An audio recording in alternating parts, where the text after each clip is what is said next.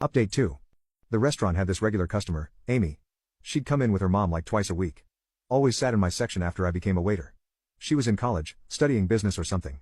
We'd talk whenever it wasn't too busy. She was the first person in years who didn't look at me like I was garbage. I remember exactly what she said that first night. "Hey, what's good here?"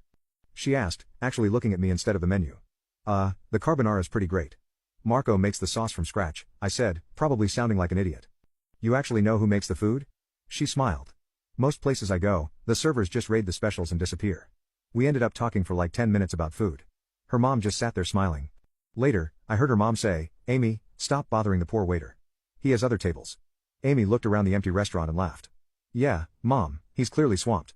They started coming in more often, always requesting my section. Amy was studying business at the local college, and she'd sometimes bring her homework. One night, she was struggling with some accounting stuff. "This makes no sense," she groaned, staring at her textbook. "How can a company lose money but still show a profit?" "Creative accounting," I said while refilling her water.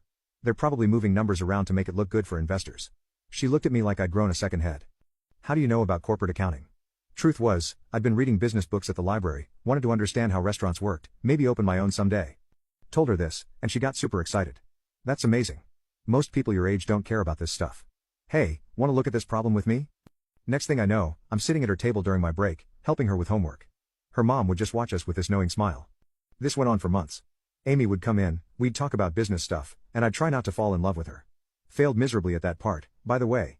She was so smart but never made me feel stupid. Like this one time, she said, "I don't get why you're working here. You're clearly good at this business stuff. Not everyone can afford college." I mumbled, feeling embarrassed. "You don't need college to be successful," she said. "My dad never went, and he owns 3 companies now. He says experience matters more than degrees."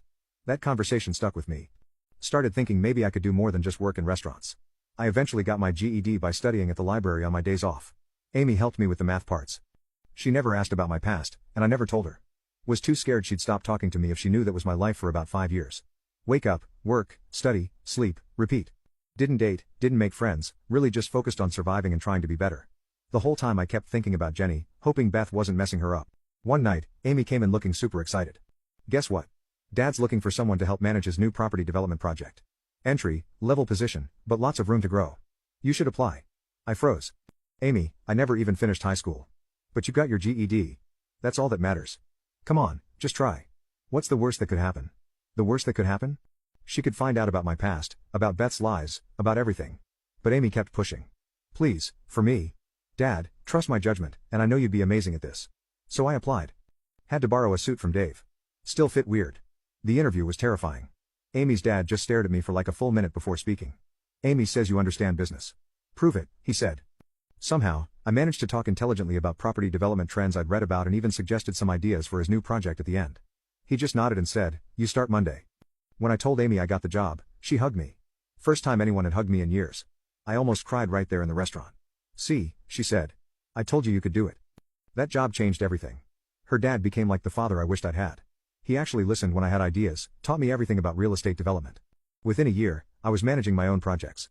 The whole time, Amy and I got closer. We'd get coffee after work, talk for hours. But I never asked her out. Kept thinking about Beth's lies about my past. Amy deserved better than some guy who lived on the streets.